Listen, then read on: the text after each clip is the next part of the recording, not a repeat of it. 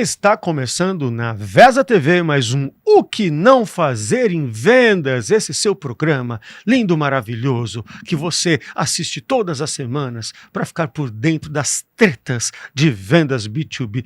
Sabe que outro dia me falaram, Luiz, que esse negócio de eu ficar falando treta é muito treta, muito diadema, isso aí, sabe? O pessoal percebeu que você era da quebrada. Mas era da quebrada, ficou muito treta. Mas isso conecta, cara, conecta.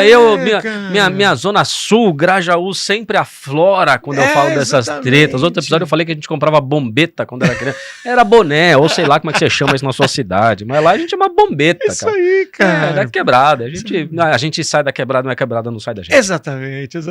Ah, cara. Muito bom ter você aqui. Então, mais um programa. Graças a Deus, 2026 cara. aqui, vários episódios incríveis tivemos ali, né? O nosso início do mês das mulheres, né? Teve Marcela Chiarati da RN aqui. Que já é uma tradição aqui no nosso programa. Exatamente. A gente, todo mês de março, a gente traz mulheres notáveis em vendas para que você possa se inspirar também.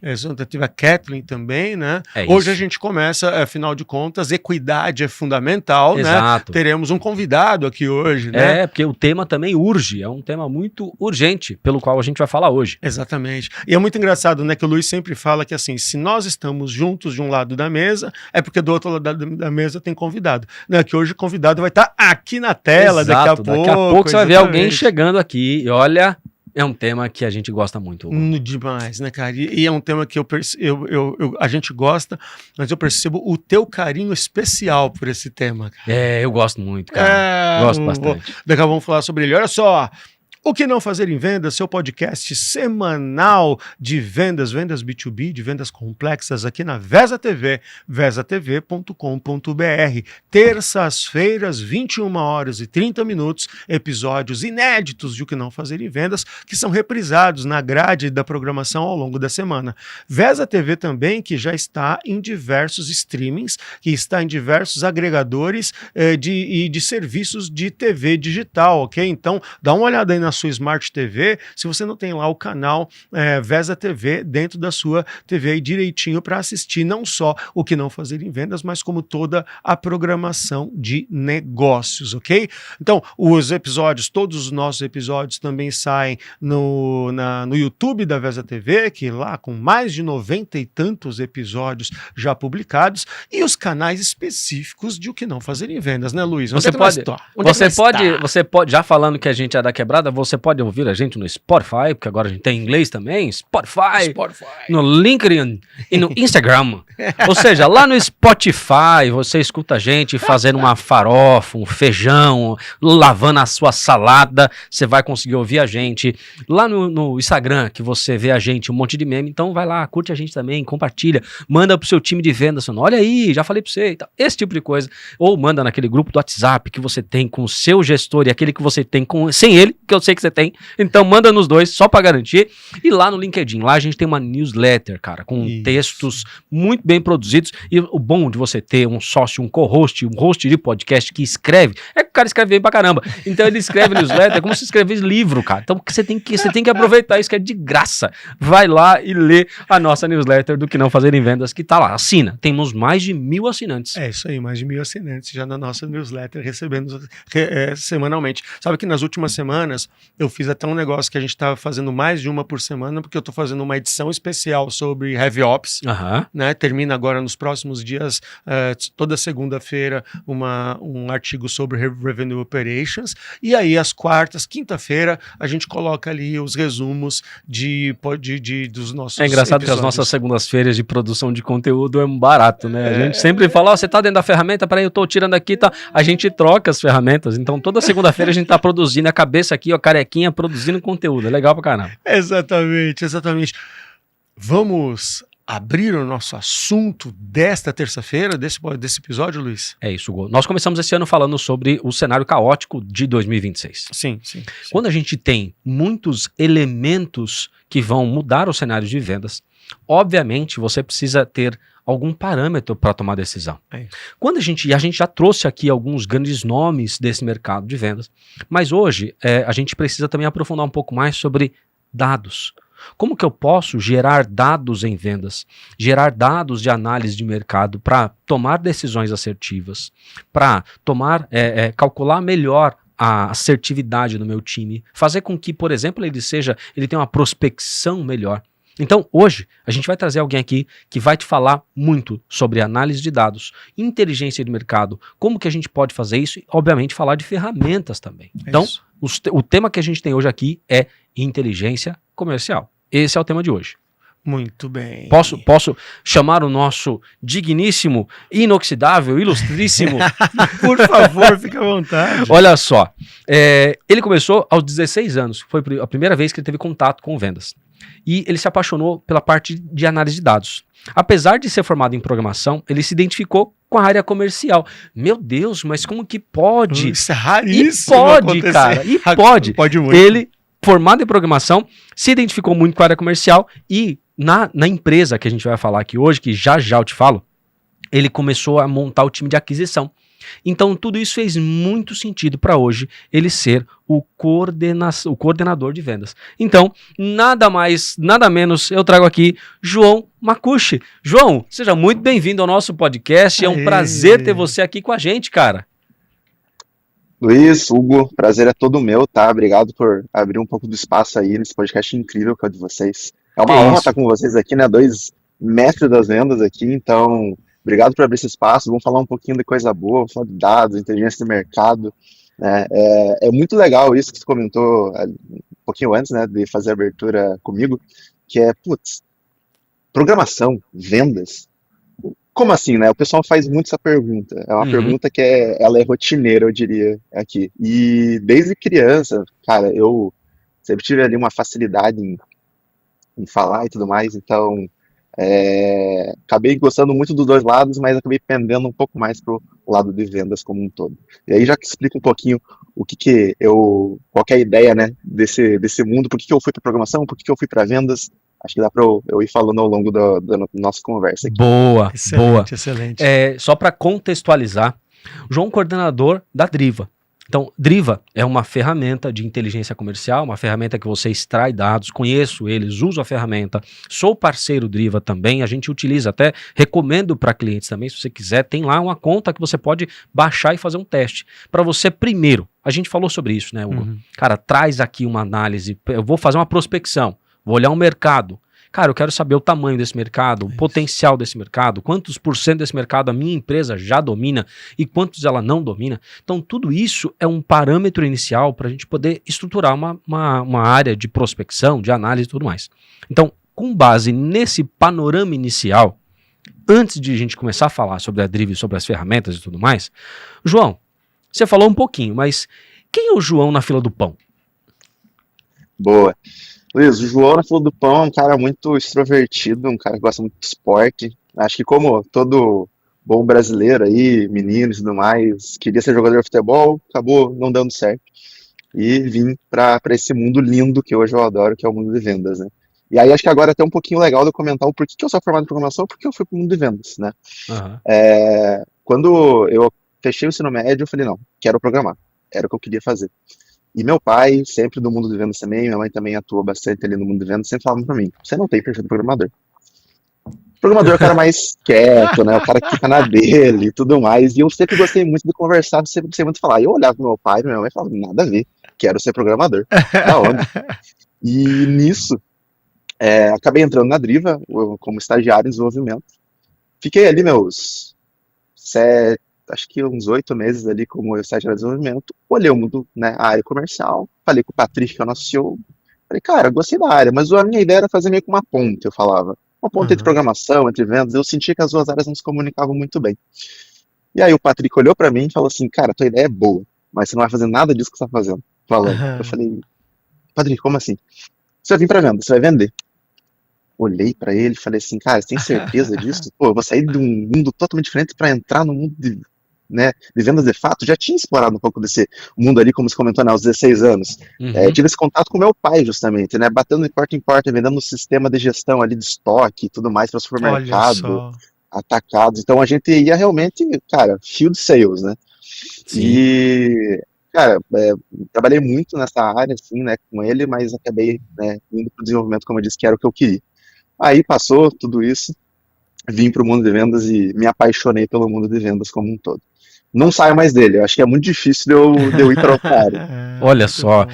mas assim, a escola também foi muito tendenciosa, né? Vamos dizer o seguinte, com O pai e pai mãe em vendo- vendas, é. a escola é tendenciosa, né, cara? Lá em casa eu tenho Demais. 2 meninos, minha esposa em vendas, eu também. A gente só come japonês se alguém bater meta. Senão, não tem japonês, cara. Então, o negócio DNA é de vendas, é assim. Não que eles vão ser vendedores, mas eles sabem como é que é a realidade, né? isso aí. Então, é desse jeito. Então, a escola foi já fundamental, tinha um pouco de tendência. Mas, João, falando um pouco, a gente entende hoje, nesse cenário que a gente está, tem um pouco mais de clareza do porquê que programação, dados fazem muito sentido em vendas.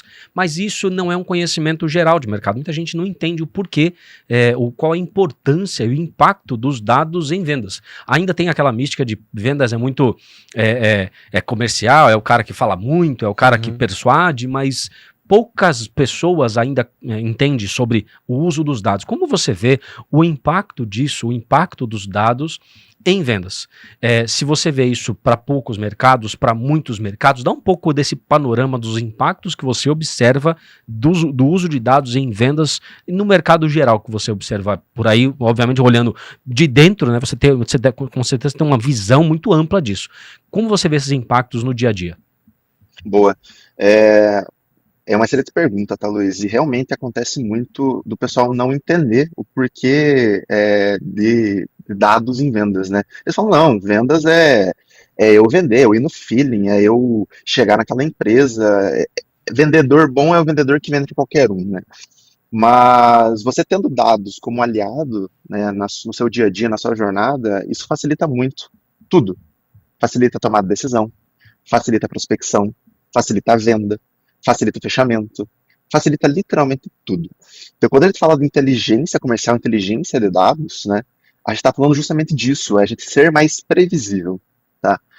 Previsibilidade, eu acho que é a palavra, tá? Como você bem comentou no início, a gente está num ano muito caótico, né?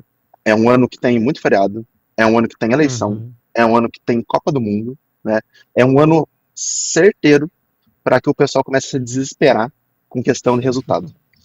E como é que você tem uma previsibilidade maior, uma previsibilidade melhor nesse sentido, né, a ponto de você garantir o resultado no final do ano, com dados. Analisando, entendendo o mercado, entendendo onde que você tem, o que a gente gosta de falar de market share, onde você tem, né, presença de mercado de fato, quem que é o seu cliente ideal, né, para quem eu vendo. Faz sentido eu sendo uma empresa, vamos supor, uma empresa ali que vende furadeira, eu vender para uma padaria, eu vender para alguma outra pessoa, não faz, né? Então, por que eu estou prospectando essa empresa? Por que eu continuo conversando com essa empresa? Por que eu não estou focando em empresas que compram, né, a minha solução de fato, que faz sentido comprar a minha solução? Porque não adianta nada, né? Eu estar lá prospectando uma empresa que não tem o menor fit com o que eu vendo, porque, cara, vai ser difícil de vender. Quando ele entrar, ele vai sair rápido. Eu vou ter um LTV muito baixo, eu vou ter um custo, um CAC muito alto. E aí? Então, dados entra muito nessa seara, tá, Luiz Hugo? Então, a gente precisa de dados para ser mais inteligente na nossa tomada de decisão no mundo de vendas, né? Hoje o mundo de vendas precisa de dados. E você comentou uma coisa que me chama muita atenção. Quando, nesse cenário que a gente vive, muitos terão desespero. Mas quando a gente trata a venda como feeling, como um sentimento, o desespero fica muito alterado. Uma coisa é você ter feeling no mercado natural, outra coisa é você vender por feeling no mercado desesperado, que aí você vai atacar todo mundo, talvez de uma maneira muito incoerente, vai gastar muito mais e vai ter uma assertividade muito baixa, né? Então, quando a gente busca análise de dados, o que você acredita quando a gente traz o feeling? Como é que a gente pode traduzir em termos práticos de um vendedor que vende pelo feeling e um outro vendedor que vende pela análise de mercado? Então, qual é a diferença ou quais os dados que você consegue interpretar tirando o feeling e colocando efetivamente dados reais? Você consegue ter certeza, né, Luiz? Então, o feeling é muito de você entrar numa reunião, por exemplo, ou fazer uma prospecção fria e falar assim, não, eu vou agendar essa reunião aqui no freestyle. Eu vou completamente falando aqui e vou conseguir conversar, vou conseguir fechar essa venda. Não. Se você tem, às vezes, né, LinkedIn, né, daquela pessoa, se você sabe quem que ela é, se tem um Instagram às vezes, isso não facilita muito, Luiz, tá tomada de decisão na ponta. Vocês trabalharam muito já vendendo. Então, se vocês têm ali todos os dados sobre o que a empresa faz, sobre qual que é a faixa de faturamento, qual que é a faixa de funcionários, né, qual que é o segmento dela, aonde que ela está localizada, quem são os tomadores de decisão naquela empresa, né, com quem eu vou conversar, o que ele vende, você consegue ter uma assertividade muito maior na sua abordagem. E é isso, tipo, acho que não tem coisa pior, principalmente para quem prospecta, vamos dizer assim, do que pegar uma lista fria. Uma lista que não faz sentido. É perder tempo. O que acontece se, por exemplo, eu dou uma lista de 100 empresas que não fazem sentido para vocês prospectarem? Vocês só vão se frustrar, gente. Não é mesmo? Então, né, eu preciso desses dados hoje. Eu preciso ter entendimento de que aquele mercado, aquelas empresas que eu estou trabalhando fazem sentido para mim. Né? E como que eu consigo isso? Tendo toda essa inteligência. Boa. Sabe, João, eu vejo que tem muitas empresas que elas sofrem muito quando elas vão decidir quem é o ICP delas. Opa, sim. Né? Porque tomar decisão não é uma coisa simples, né? Porque decisão, pensa comigo assim, você está decidindo sobre uma coisa em detrimento de outra. Então eu decido por uma coisa, mas tenho que largar outra coisa para trás. E ninguém gosta de perder. Ninguém gosta de perder. Quando eu vejo isso, eu percebo o seguinte, que a experimentação ela é muito importante para a empresa que está tateando ou que está tentando compreender e acertar melhor no seu ICP. Né? Então, melhor do que a axologia é a experimentação. Sim. Né? Então aí vem a pergunta, o quanto, João, você acredita que essas empresas que também estão se acertando melhor com o seu ICP, elas podem fazer experimentações de segmento de mercado ou de um determinado perfil, e como elas podem medir esse processo de aquisição a partir dessas experimentações para acertar um pouco melhor a definição de ICP que elas têm? Boa. Quando você já tem esse teu ICP definido, a sua persona como um todo, né, facilita muito o teu recorte de mercado. Não sei se já ouviram falar em tensão e som. Sim. Eu não. É uma ferramenta de análise de mercado, tamanho de mercado. Olha só que legal. Exato. Então, basicamente, o que é? Já ouviram falar também no Golden Circle lá? Sim, né, Começa pelo porquê? Vamos pegar a mesma analogia. Eu tenho 3 círculos, né, eu vou afunilando cada vez mais, né? O tensão som é a mesma coisa, tá? Então, quando eu falo tensão som, eu tenho o TAM primeiro sendo o meu círculo de fora. É o meu tamanho total do mercado. É o mercado total que eu tenho. Não quer dizer que é o mercado endereçável. O mercado endereçável é o SAM, que é justamente o círculo intermediário. O som já é aquela fatia bem espremida, que é depois eu fazer essa experimentação e eu ter certeza do meu segmento. De qual Entendi. Entendeu? Então, como você falou de experimentação, o que eu posso fazer? Eu posso trabalhar muito nesse SAM. Que é o quê? Eu já tenho o meu TAM, eu já sei todas as empresas para qual eu posso vender. Eu tenho certeza se eu posso vender para todas elas? Não tenho. Não tenho. Vamos então trabalhar nesses segmentos? Vamos indo para o SAM, vamos afunilando o nosso mercado até a gente ter uma certeza de fato de quais são os segmentos que a gente quer trabalhar? É isso que o ICP traz para nós. A gente ter essa certeza. Entendi. Não, sim, e é muito isso, né? A gente trata aqui de vendas B2B, a gente trata de vendas técnicas, né? A gente trata de vendas consultivas, e é muito trabalhoso fazer venda consultiva. Sim. Não dá para você ficar espalhando esforço, você tem que concentrar esforço. E assim, você trouxe uma questão, João, que é muito fundamental. A gente terminou ano passado falando disso, entrou esse ano no nosso primeiro episódio falando disso, de como 2026 vai ser um ano corrido. Se a gente não prestar atenção no direcionamento das nossas ações, não vai ter resultado, né? Tem um outro ponto também, Pois que não. Esse ano, por conta da complexidade, o número de pessoas no B2B, decisores, vai aumentar. Então o Gartner já tem um estudo que no B2B, para tomada de decisão, já envolvem de 6 a 8 pessoas em média. Meu Deus. Então isso quer dizer que se 6, 8 pessoas com menos tempo, cara, se eu não for assertivo, Nossa. você imagina o tamanho disso. Então virou decisão de comitê, né? Exatamente. Decisão Cresce a quantidade de comitês de decisão neste ano. Por quê? Você tem mais incerteza. Não dá, eu tenho que dividir essa incerteza. Então vamos juntar aqui nós 3 e vamos decidir. Antes era só você que decidia. Agora não. Vamos mitigar, vamos dividir risco. Faz muito sentido. Agora, João, de vendas, né, Luiz? É isso aí. Aumenta o ciclo de vendas. Aumenta o ciclo de vendas. É muito ruim, né? Aumentar o ciclo de vendas. A quantidade de ponto de contato, né? automaticamente a quantidade de ponto de contato, aumenta a quantidade de lista a ser consumida e aumenta as métricas diferentes de um ponto de contato para outro ponto de contato. Entendo. Agora, quando a gente fala de lista, tem uma mística no mercado. Não, mas não pode. Não pode. A LGPD não permite a gente fazer esse tipo de coisa. Isso que você está fazendo é ilegal. João, já te perguntaram se o que você faz é ilegal? Se você está dentro da lei? Te perguntam isso ao longo dos dias? Luiz, minha noiva fala isso todo dia. A minha noiva olha pra mim e fala: amor, eu juro, eu tenho certeza que o que você faz é legal, mas eu não posso comprovar. Eu falo, você já trabalhava com programação, já tinha risco de ser hacker. Agora trabalha com vendas, fazendo esse tipo de coisa? Não, com certeza você é hacker. Aí as pessoas não entendem da onde vocês extraem essas informações e o quão fidedignas elas são, né? Então, você consegue falar um pouquinho pra gente sobre essa questão das listas e a efetividade que existem nessas listas? Claro, consigo sim, tá? E tem muita dessa pergunta nas nossas reuniões de vendas, tá, Luiz? Então, mas LGPD, né? Como é que vocês conseguem esse dado? Como é que vocês conseguem essas informações? Porque a gente tem muita informação. Por exemplo, vou dar um exemplo de uma lista que a gente pode gerar aqui. A gente pode gerar uma lista entendendo a quantidade de frotas que uma empresa possui.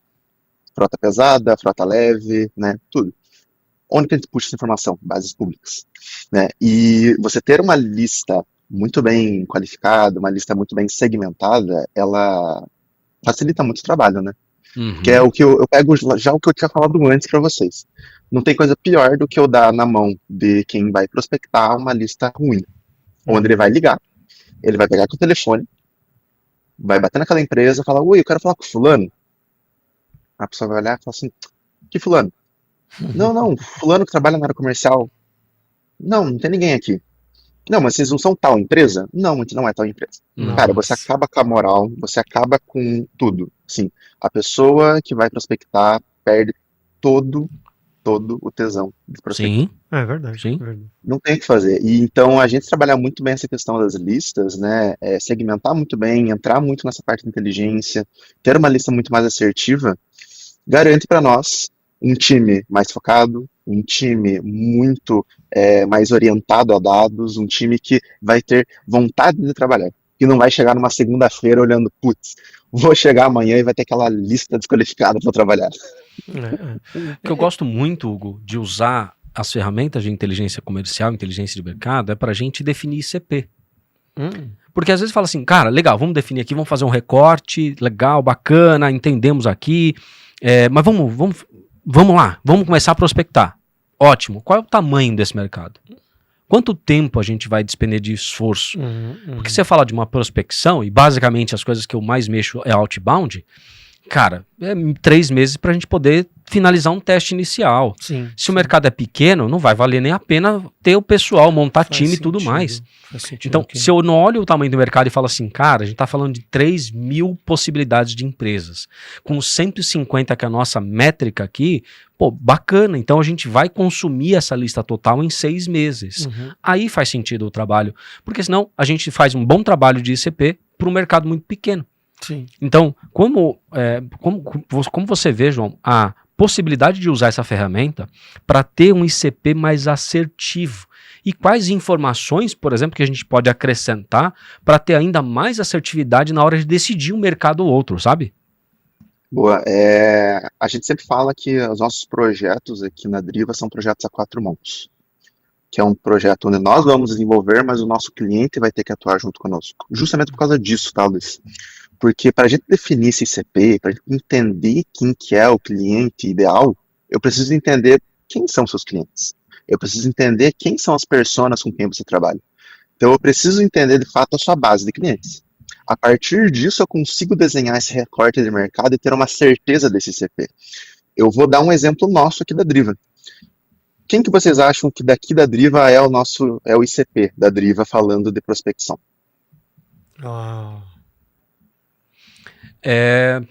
Eu estaria em empresas de tecnologia com ticket acima de um ARR acima de, sei lá, 30 mil reais ano, 40 mil reais ano. Esse seria um bom ICP. Eu bom chutaria ICP. mais ou menos nessa pegada. Algumas empresas que conectam sistemas nos quais o seu dado pode ser servido em outro sistema. Então, poderia ser um grande CP legal também. Sim. É um excelente CP, acertaram, é um dos nossos, tá? E qual que é a persona que eu busco? Vixe! Diretor de tecnologia? Não. Inicialmente, a gente falou que o nosso foco era diretor comercial, porque é quem precisa da prospecção, certo? É quem precisa da lista, é quem precisa ali prospectar. Só que qual que é o grande porém na área comercial? Vocês dois sabem, o imediatismo. Tá sim. bom. Gente, se eu tenho uma área comercial, eu preciso entregar resultado. Eu preciso falar lá pro meu CEO o quanto que eu vou ter de forecast, o quanto que eu vou ter de venda. Então eu preciso dessa ferramenta funcionando para amanhã. Eu preciso disso já rodando amanhã. E você, Luiz, falou exatamente isso. Cara, às vezes leva 90 dias para buscar ICP, para definir, para entender mercado. Com base nisso, a gente até entendeu que uma das nossas personas é o cara de marketing. É o cara que vai gerar os leads. Sim. Porque é o cara que ele não está preocupado no imediatismo, ele está preocupado na qualidade dessa lista, ele está preocupado na qualidade dos dados. Então, é exatamente isso. A gente sempre fala que a gente precisa de um tempo para que isso comece a dar resultado, né? Não vai ser da noite para o dia que a ferramenta vai, né, dar resultado na área comercial como um todo. E é engraçado, né, que o responsável sobre marketing ele já está sob pressão, porque com certeza vendas já está reclamando do nível de qualificação dos leads que ele entrega. Aí surge a Driva, assim, pelo amor de Senhor, ampara esses caras aqui para eles me ajudarem a entregar leads com maior qualificação, é isso? Mas deixa eu te perguntar um negócio, João. Como você vê o nível de maturidade das empresas para entender a necessidade de ter uma ferramenta como a Driva?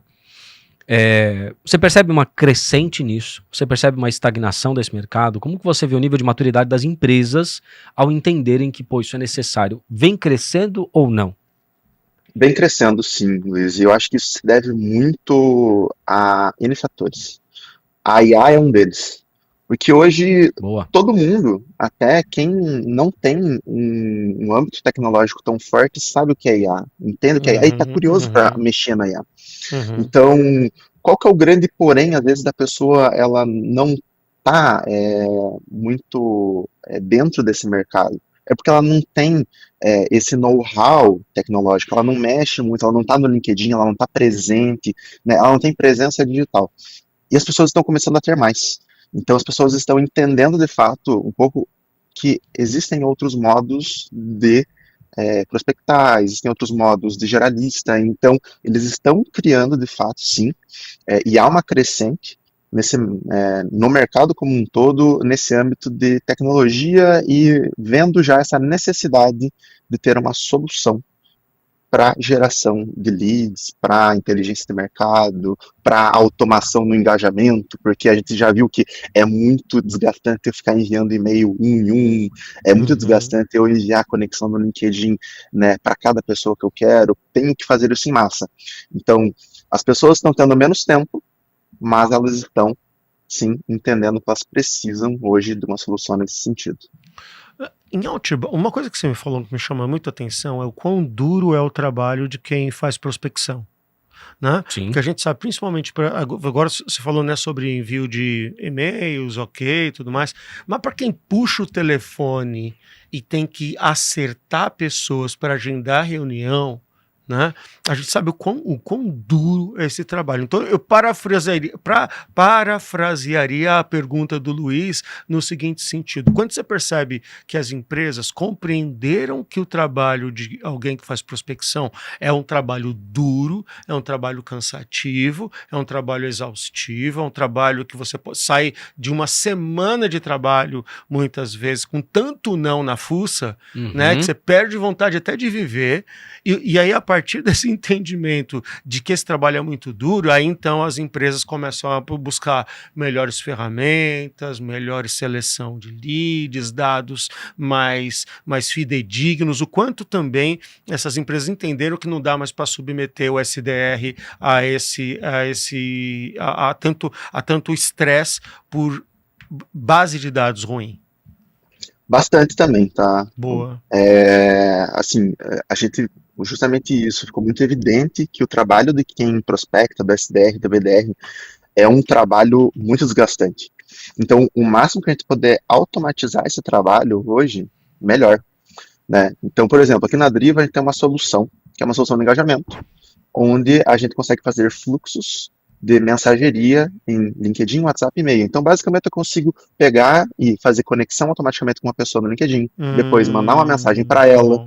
depois eu consigo verificar se houve resposta ou não, para daí sim o SDR e o BDR atuarem. Então, é o que eu sempre falo, até nas reuniões de venda que eu faço. Enquanto o teu SDR ou BDR tá lá ligando, né, de fato, porque isso aqui eu não consigo automatizar, né, Sim, a ligação sim. é muito pessoal, as outras ferramentas eu consigo. Então, o teu SDR, teu BDR, ele só atua no momento que a pessoa levantou a mão e demonstrou interesse. Facilita muito o trabalho e o teu, quem está prospectando, né, consegue justamente prospectar mais empresas, prospectar mais leads, né, e não sair tão exausto desse trabalho e tão Terrível. cabisbaixo, né. Terrível, faz sentido. E na tua visão, quando vai se implementar o uso de uma inteligência comercial, quais os principais erros que você observa que as empresas cometem nessa implantação? O que você observa que as empresas têm falhado bastante nesse processo?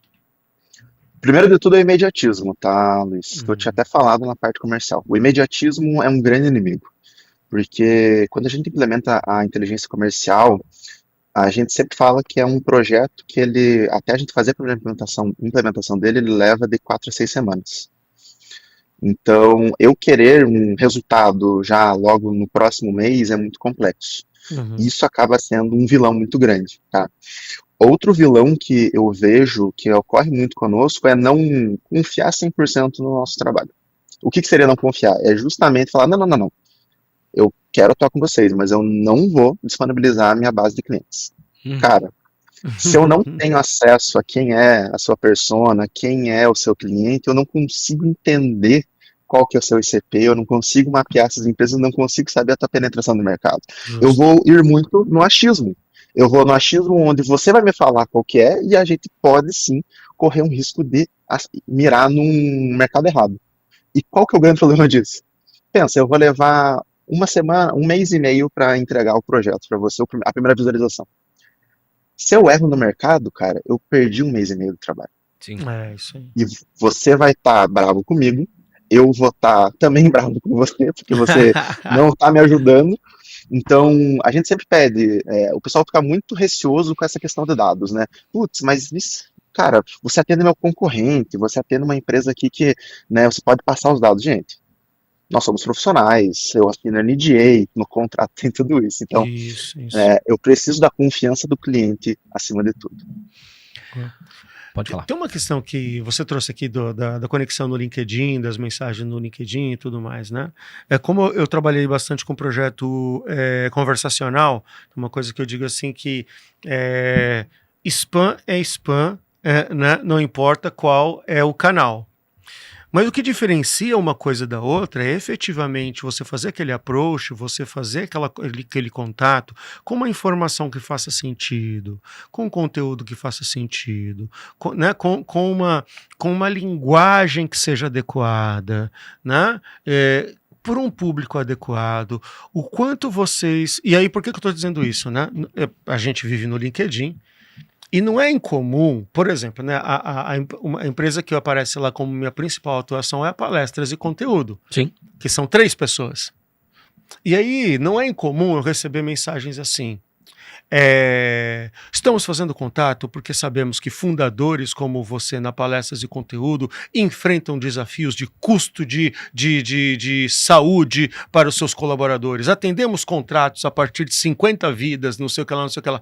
Cara, errou tudo, né? Errou tudo. Errou tudo. Errou na seleção, na minha seleção, errou na mensagem, errou em tudo. O quanto você percebe nos projetos de vocês que com certeza é uma preocupação de vocês acertar nesse tipo de coisa, o quanto você percebe que as empresas, os empresários, executivos, eles estão preparados para aceitar, acatar essas suas sugestões para não incorrer em erros grotescos como esses?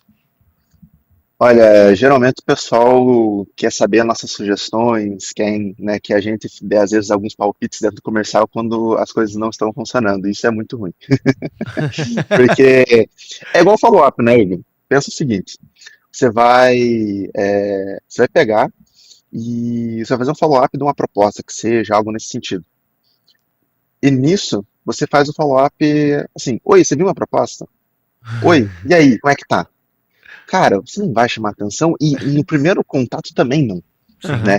E é igual que você falou, pô, eu atendo empresas que fazem isso, que fazem aquilo, tal, tal, tal. Cara, eu não quero saber, às vezes, de outras empresas. Legal que você atende uma empresa grande, uma empresa do meu segmento grande e tudo mais, mas eu quero saber o que isso vai funcionar no meu mercado. Eu quero saber o que isso vai funcionar para mim. Então, é o que eu sempre falo até pro pessoal.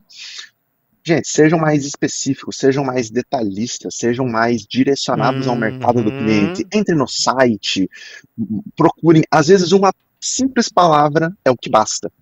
Eu olhar e falar assim, putz, essa empresa vende para e-commerce. Eu tenho a base de e-commerce. Oi, fulano, tudo bem? Aqui na Driva eu consigo gerar leads fornecendo qual que é o e-commerce daquela empresa. Vamos conversar? Cara, às vezes é isso que basta, entendeu? Então, a gente tem muito textão, né, Hugo? É muito textão no LinkedIn, é muita mensagem, e, cara, isso não atrai ninguém. Então, personalização é um caminho, então. Com Personalização. certeza. E aí a gente volta para aquele lugar, né? Apesar de estarmos falando em automação, apesar de estarmos falando em aumentar a escala de prospecção, a gente está voltando na personalização, no atendimento Sim. direcionado, na comunicação direcionada, né? Que é um trabalho que nem todo mundo quer ter, né? Exato. Não, ninguém quer às vezes dispor de um tempo de fazer isso, né? E aí a gente volta novamente na questão do imediatismo. Sim. O maior vilão é esse. O pessoal não quer ter isso justamente porque quer dar resultado logo. Mas, cara, como é que você quer dar um resultado logo, ter um resultado consistente, sendo que você não para estudar, por exemplo? Como é que você quer evoluir, sendo que você não estuda, você não tem alguém para te ajudar? Você precisa disso. Senão você vai ficar estagnado no mesmo lugar. Faz sentido. Um dos episódios que nós gravamos esse ano e você bem falou que uma das coisas que a gente precisa muito é fazer uma boa gestão das carteiras de cliente. Sim. E aí a gente até levantou um pouco essa fala e vale a pena a gente trazer aqui, é como que uma ferramenta de inteligência de mercado, ela pode nos ajudar a ter mais clareza, visibilidade de uma carteira que nós já temos. Então, João, o que eu ia pedir para você? Para dar algum exemplo de como que a gente poderia subir na base da Driva uma informação, ou as informações que eu tenho disponíveis no meu CRM, por exemplo, e o que daria para a gente incrementar fazendo um enriquecimento dessa base. Então vamos dar um exemplo. Eu tenho aqui o CNPJ, tenho o endereço, tenho o produto que eu vendo para aquele cliente, tenho o nome do contato. Legal, é o básico que está aqui no meu CRM. Subindo isso para a Driva, o que a gente poderia compilar e trazer de mais informações para ajudar o vendedor a ter uma boa gestão comercial, fazer uma boa gestão da tua carteira? Boa. Bom, vamos pegar então o teu CNPJ, né? Você tem um CNPJ dessa empresa, é o que basta, hoje na Driva, tá? Você joga o CNPJ dentro da minha plataforma, eu já consigo entender com você dentro desse CNPJ qual que é a parte de faturamento, qual que é a parte de funcionários, qual que é o KNAI, né? Segmento, localização, tecnologias que ele utiliza, por exemplo, né?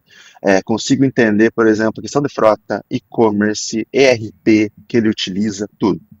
Então eu consigo ter uma clareza muito grande em cima desse cliente em si. E eu posso olhar mais a fundo dele. Então vamos pensar o seguinte, esse cliente aqui, que nem você falou, Ele fatura tanto. Opa, então clientes nessa faixa de faturamento nesse segmento podem ser clientes potenciais. Já tenho um segmento, já tenho, né, uma fatia de mercado que eu posso explorar. Opa, mas eu atendo especificamente nesse cliente a consultoria em SAP, né, um RP específico. Opa, eu posso então buscar dentro da Driva outras empresas que utilizam também SAP, porque podem ser clientes em questão. Então, no momento em que eu tenho já essa informação e o que basta é o CNPJ, eu já consigo trazer tudo isso para você. Outra coisa, stakeholder. Eu tenho a minha persona, eu tenho o meu ponto de contato focal lá. Mas e se esse cara sair? Quem que é o meu ponto de contato mais próximo? Opa, vamos buscar então. Às vezes, esse cara que é o meu stakeholder, ele é o gerente comercial. Opa, deixa então eu entender quem que é o diretor comercial, quem que é o coordenador, quem são os pares dele nessa empresa, para que eu tenha já uma gama muito ampla de decisores que eu posso trabalhar, para que eu não fique, às vezes, no escuro, justamente porque, às vezes, esse cara foi para outra empresa, né? Então, dentro da nossa plataforma, a gente já consegue ter todo esse entendimento, já consegue buscar tudo isso dentro da empresa como um todo. Muito bom. E aí, eu acho legal ter uma parte da ferramenta lá que tem até marca registrada ou não. Mesmo? Você identifica se a marca tem registro ou não. E conectando isso com o sequenciamento, a gente pode, por exemplo, fazer uma boa gestão da carteira, falando, olha, eu tenho o ponto de contato é esse, mas eu já vou me conectando no LinkedIn dos demais, já vou fazendo, tem até uma parte de social que eu posso curtir um post, então dá pra gente tem fazer... social selling ali. Eu consigo fazer uma automação em que eu posso interagir com ele.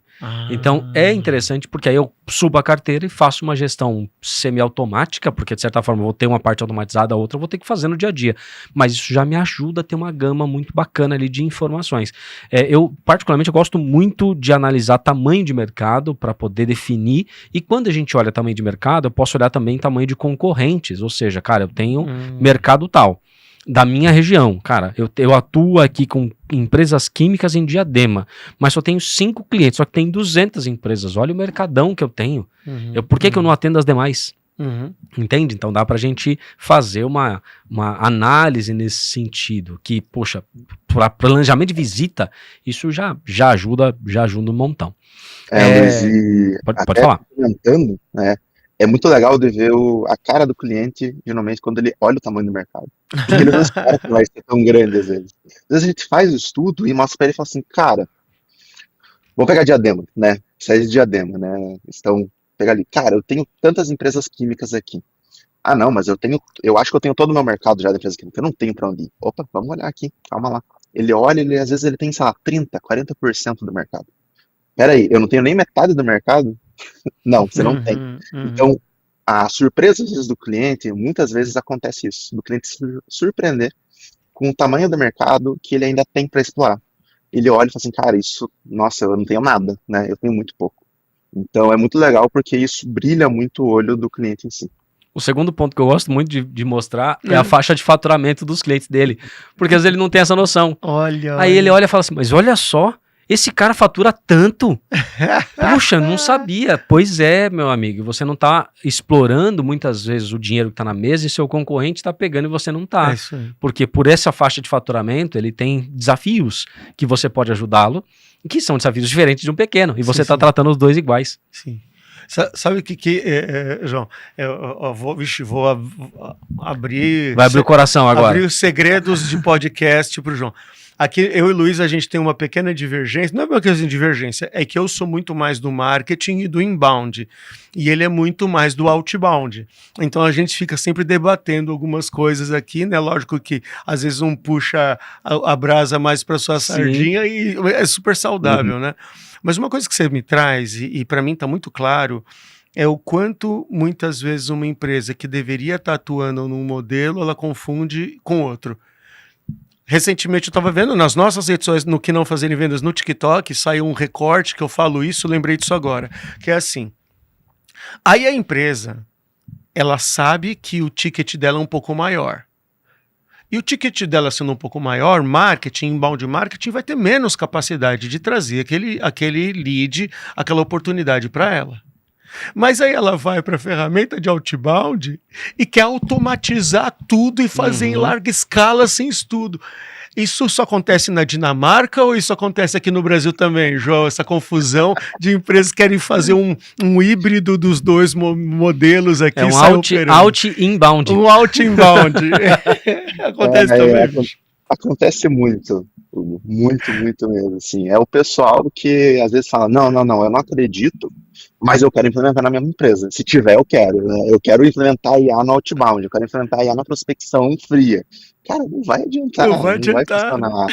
No inbound até funciona, né? A gente sabe disso, porque a gente trabalha muito nesse modelo aqui, a gente tem algumas automações aqui dentro, e funciona porque o cliente já vem com a dor, né? Ele já vem falando, eu quero isso. Opa, beleza. Então, mais interessante. Cara, no outbound o cara nem te conhece. O cara não sabe nem que você existe. Ele fala, cara, quem que é o João da Driva? Né? Que esse cara tá me enchendo o saco aqui? E aí, imagina se eu boto uma IA pra falar com esse cara, se eu quero automatizar, tipo, um processo que eu preciso ser mais pessoal, por exemplo, que é um processo de ligação, por exemplo. Né? Então, não tem como. Tem uma máxima no mercado que a gente fala que no inbound eu tenho a dor e valido o ICP, e no outbound eu tenho o ICP e valido dor. Só que para você, quando você tem no outbound o ICP e valida a dor no ICP, você tem que tocar nele, porque não tem como você validar a dor se você não faz o touch. Okay. Aí a gente entra no desafio, cara. Faz muito sentido. Como eu vou fazer o touch para validar a dor se o canal é totalmente automatizado, se eu não consigo ter esse approach. Nossa, faz muito sentido. Entende? Então, por isso que a gente tem que ter muita inteligência. Por quê? Para que eu possa minimizar a quantidade de toques errados que eu vou fazer. É por isso que uma ferramenta como a Driva ajuda muito nesse fentido, sabe? Que da hora. Agora, faz super sentido. Olha um outro dilema, que eu não sei se você vive nisso aí. O cara entra em contato com a Driva, que tem um trabalho desenvolvido, tem desenvolvedores, engenheiros, todo mundo lá trabalhando. E ele quer comprar a lista. Mas ele não quer pagar uma mensalidade. Ele quer só comprar uma lista. Aí, veja o seguinte. Como que hoje você analisa o CAC, o custo de aquisição de clientes, para quem não tem uma lista qualificada ou compra ali em qualquer lugar uma coisa que não tem nada a ver, e para quem tem uma ferramenta de inteligência de mercado? Como que você calcula esse ROI para o cliente, mostrando para ele que realmente ele pode reduzir custos se ele tiver um processo mais inteligente? Boa. Quando a gente fala de inteligência, a gente consegue ter uma visão tanto do CRM do cliente quanto da própria plataforma, né? Então, a gente consegue ver quais listas ele trabalhou, onde que ele está atuando. Então, a gente consegue calcular o ROI muito em cima disso. Opa, ó, esse cliente aqui você vendeu a tanto, né? Ele veio da nossa listagem, legal. Quando ele compra só a lista, eu ouço muito isso, tá, Luiz? Call de venda, onde o lead vem, fala assim, cara, eu quero uma lista aqui de 10 mil contatos. Tá, mas você vai prospectar esses 10 mil em quanto tempo? Não, vou prospectar em um mês. Pô, calma lá. Teu time tem quantas pessoas? Não, são 2 pessoas prospectando. Calma lá. 5 mil para cada um? Cara, não vai funcionar. E aí o cara, ele olha às vezes para mim e fala assim, não, porque numa lista de 10 mil clientes, eu fecho 1, eu fecho 2. Falo, cara, tá muito errado isso. Tá muito errado. Você perde muito tempo, você se queima no mercado, cara, o que você faz? Tenho certeza, ele liga uma vez, não deu certo, opa, vamos pro próximo, opa, não, ligou, não atendeu, vamos pro próximo, não tem como. Então, a gente recebe muito isso, assim, quero prospectar 1.000, 2.000, 3.000 empresas por mês. Eu olho para ele e falo assim, você tem certeza disso? Você tem certeza que é isso que funciona para você? Vamos trabalhar numa lista menor, e eu sempre vou no muito menor. Eu falo, cara, vamos trabalhar numa lista de 200 empresas por mês. O cara olha e fala assim, porra, calma lá, como assim 200 empresas por mês? Eu não vou trabalhar isso em 2 dias. Não, você não vai, cara. Não. A gente vai ter vários pontos de contato, a gente vai ter várias abordagens diferentes. A gente vai trabalhar muito bem, porque dentro de uma lista de 200 empresas, eu quero que você feche pelo menos 5, 6 vendas. Esse é meu objetivo, entendeu? É ter isso. Eu quero que você consiga ser muito mais assertivo na tua ponta, né? E então, cara, tem muito desse pessoal que vem querendo uma listagem gigantesca, fria, só para ficar ligando e não dar nenhum retorno. Sabe que uma vez eu vi um trainer de vendas falando uma coisa que eu achei um barato. Ele falou assim, você é o diretor da empresa, eu sou o diretor de produção, beleza, Luiz? Beleza. Chefe, olha só, tô aqui com o meu relatório de produtividade para você, né? Conseguimos fazer produto final e utilizamos 10% da matéria-prima que a gente comprou. O resto a gente jogou fora, mas conseguimos fazer 10% de produto. Você me demitiria? Claro. Né? Mas em vendas a gente aceita. Pois é. Pode trazer matéria-prima que é de graça, porque a gente vai moer ela aqui toda. Em vendas a gente aceita quando fala, não, nossa taxa de conversão aqui é de 10%. E o cara fala isso, enchendo a boca. Isso quer dizer que ele jogou 90% do tempo dele no lixo, entendeu? Quanto a gente. E aí, o João trouxe esse exemplo, né, João? É assim: é aquela galera que vai pegar esses 10 mil contatos, esses 10 mil e-mails, socar numa ferramenta de disparo de e-mail, vai pegar esses 10 mil números, socar numa. Como é que fala? Naquele sistema que fica discador, num discador, e vai queimando tudo. E ainda tem gente que acha que dá para conviver com essas práticas e com essas taxas de resultado. Então, ainda existe assim, João? É isso mesmo? Existe, o pior é que existe. O pior é que existe. É triste falar, é ruim falar, né? Porque, cara, o cara, como eu disse, ele só se queima, né? Não consegue prospectar, ele acha que aquilo ali é normal, ele acha que ligar para 5, 6 mil, através de um discador e vender 1, 2 é comum. Não é, gente. Não é. Não tem como. E é muito desse pessoal que às vezes vem para uma reunião e fala assim para mim, não, eu vendo qualquer um. Meu mercado eu não tenho segmento, eu não tenho ICP, qualquer um que quiser eu tô vendendo. Tá, mas qual que é a tua retenção? Não. Daí tá o desespero que a gente falou, que o João bem colocou. Esse ano vai ser um ano de desespero. Vai todo mundo querer vender pra todo mundo. E aí ninguém vai comprar de ninguém. É isso aí. Que não vai entender valor nesse sentido. Eu até fiz uma conta rápida aqui. Se a gente pegar, por exemplo, uma conversão de 10% num salário de um SDR básico, ele gasta em média, em torno de cada ligação, 3 centavos por ligação. É o custo do tempo da pessoa. Fora a ferramenta. Custo do tempo por ligação que você jogou fora. Então, a cada ligação que ela faz, você está jogando fora 5 centavos por ligação. Ela faz pelo menos umas 190 ligações por dia. Umas 120 ligações em média. Bem, umas 120. Cara, você está jogando esse dinheiro fora todo dia. É isso. Então, tem que se pensar, porque é o tempo dessa pessoa. Fora a frustração. E aí a objetividade dela cai muito, porque ela tá tomando tanto não, que aí ela se sente muito improdutiva. E aí vai. Ninguém aguenta, Luiz. Ninguém aguenta.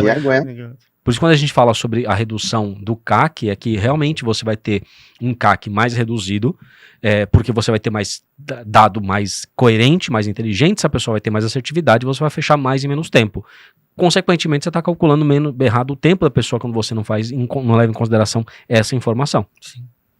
Agora, a gente vive um dilema nesse mercado também, que a gente tem poucos líderes com capacidade analítica, e a gente já viu isso em alguns episódios aqui. Sim. E para se ter essa ferramenta bem aplicada, os nossos líderes comerciais eles precisam estar preparados para ter uma boa capacidade analítica, até para extrair informação e melhorar a produtividade do time.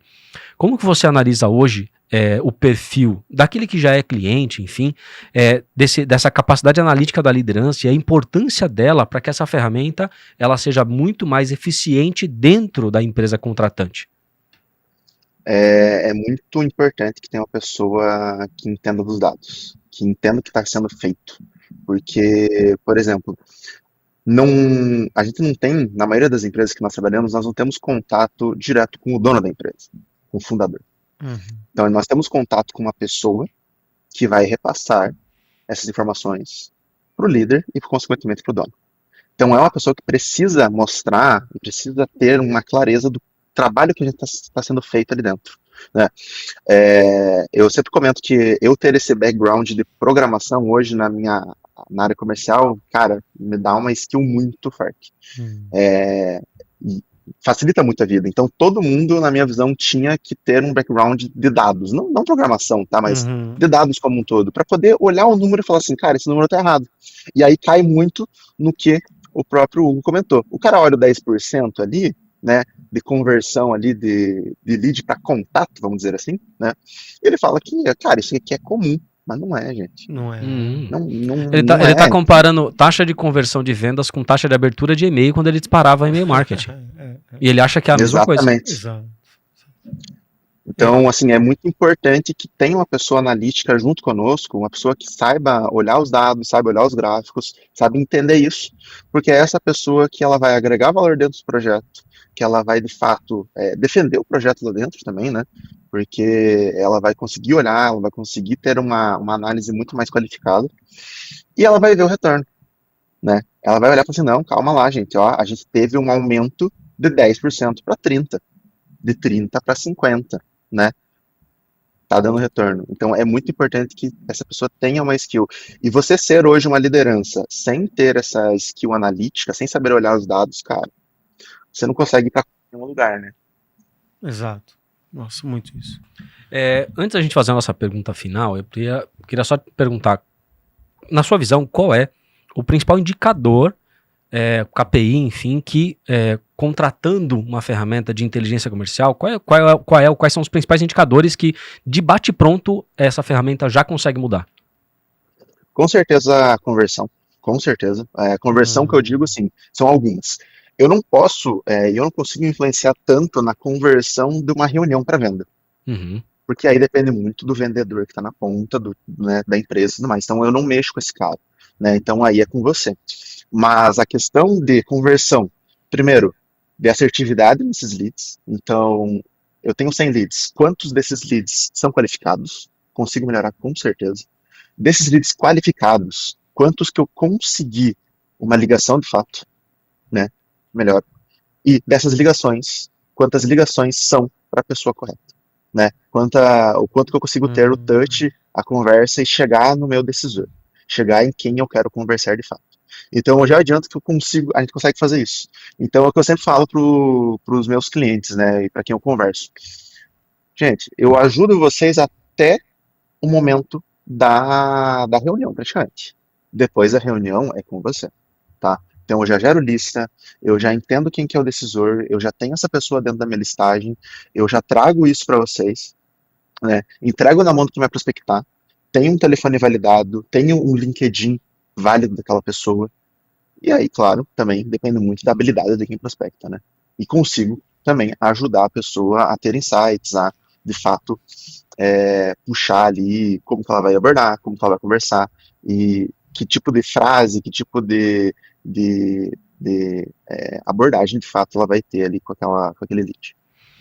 Muito É bom. isso. E cara, passa o tempo passou rápido o tempo, hein? demais. Passou muito Demais, rápido. hein, gente?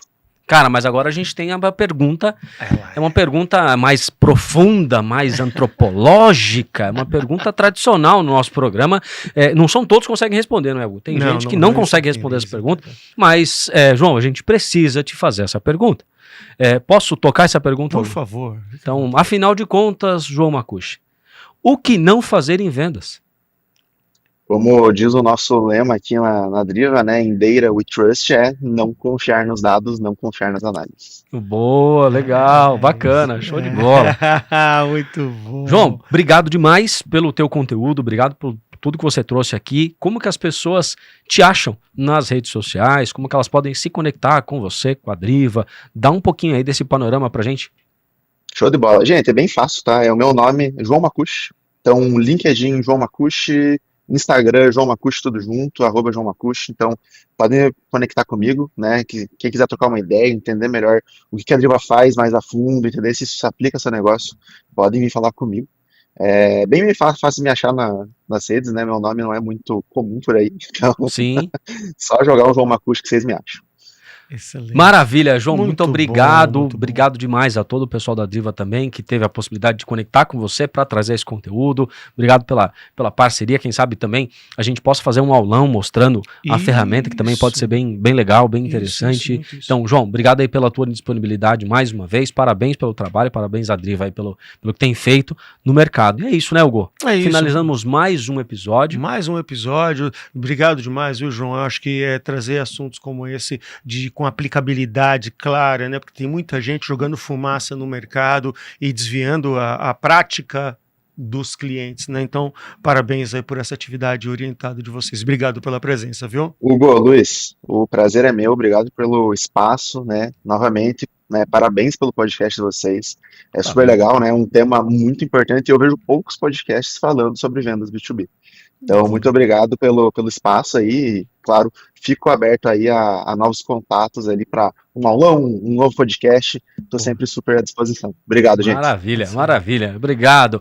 Obrigado, Gão, mais uma vez, cara. Mais uma vez, olha só, estamos aqui, certo? E aí, para você que acompanha a gente em mais um podcast aqui no Veza TV, o que não fazer em vendas vai ficando por aqui. E na próxima semana voltaremos com mais um episódio inédito. É claro, você nos acompanha no Spotify, no Instagram, no TikTok, no LinkedIn. Só procurar o que não fazer em vendas, vai ter conteúdo lá e vai ter contato também para falar comigo e com o Luiz Schmidt, certo? É isso. Um abraço, a gente se vê semana que vem. Até mais. Até mais. Valeu, tchau, tchau.